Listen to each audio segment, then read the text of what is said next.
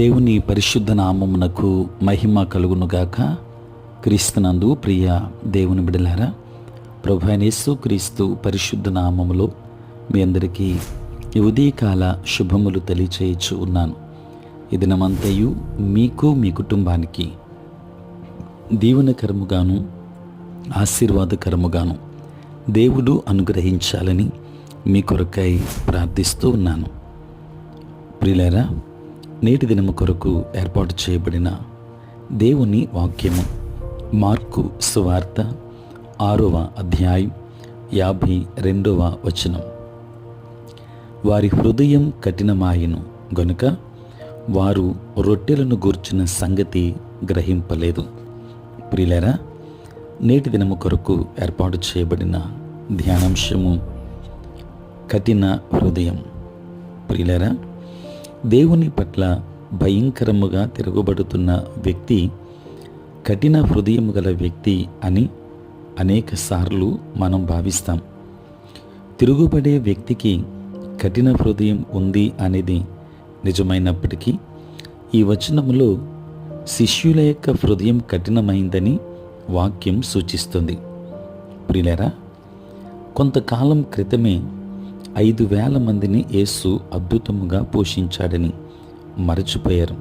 కనుక నీళ్ళ మీద నడిచినందుకు వారు తీవ్ర స్థాయిలో ఆశ్చర్యపడి విస్తుపోయారు. దేవుని బిడ్డలారా, ఇక్కడ కఠినమాయను అనే పదానికి కొవ్వు బారడం, లోబడకపోవడం, ఆత్మలో చల్లబడటం, అసున్నితముగా ఉండటం అనే అర్థాలు ఉన్నాయి.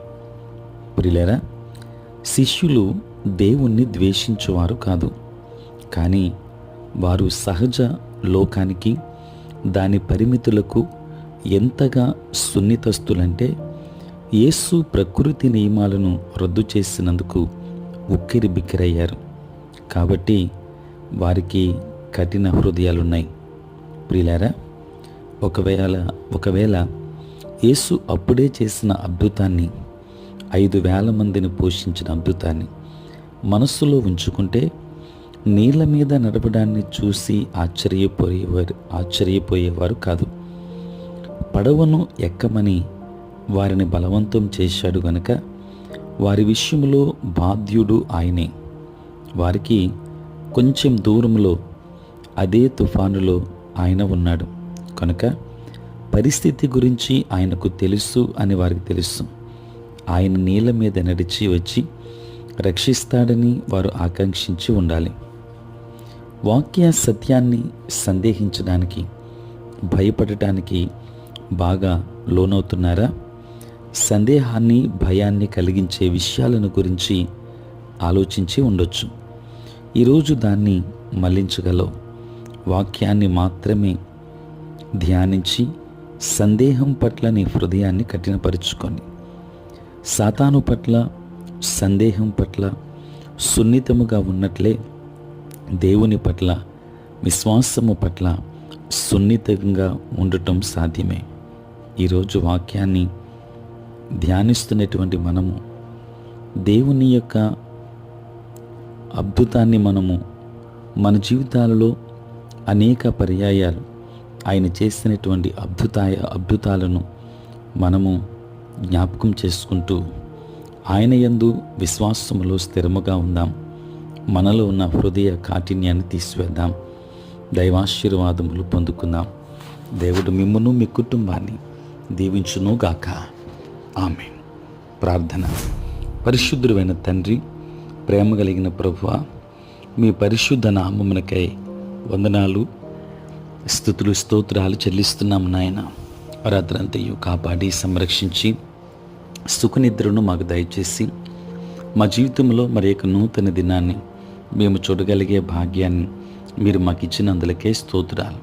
ప్రభువా, ఈ దినమంతా కూడా మీ సన్నిధి మాతో ఉంచండి. మీ ప్రసన్నత మాకు అనుగ్రహించండి. మా ప్రతి బలహీనత నుండి విడుదలనివ్వండి. నేటి మా పనులలోనూ, ప్రయాణములలోనూ, పరిచర్య అంతటిలో మీరే తోడై ఉండండి. తండ్రి, నీ సేవ పరిచర్య చేయుచున్న ప్రతి సేవకుని దీవించండి. తండ్రి, చదువుకున్న బిడ్డలకు మీరు తోడుగా ఉండండి. పరీక్షలు రాయిచున్న బిడ్డలకు కావలసిన జ్ఞానమును అనుగ్రహించండి. దేవా నీకు వందనాలు. పుట్టినరోజు, పెళ్లి రోజు జరుపుకొని వచ్చిన బిడ్డలను దీవించి నూతన ఆశీర్వాదాలు మెండుగా వారికి దయచేయండి. తండ్రి, ప్రతిదినము ఈ ప్రాతకాలపు ధ్యానములలో ఏకీభవించుచున్న ప్రతి బిడ్డను మీరు ఆశీర్వదించండి. మీ కృపలో వర్ధిల్ల చేయమని వేడుకుంటూ దినదీవెనల చేత మమ్మల్ని అందరినీ కూడా నింపి బలపరచుమని యేసయ్య నామములో ప్రార్థించి వేడుకొనుచున్నాము తండ్రి. ఆమేన్. తండ్రి, కుమార, పరిశుద్ధాత్మ త్రియేక దేవుని దీవెన సదా మీకును మీ కుటుంబానికి తోడై ఉండును గాక. ఆమేన్.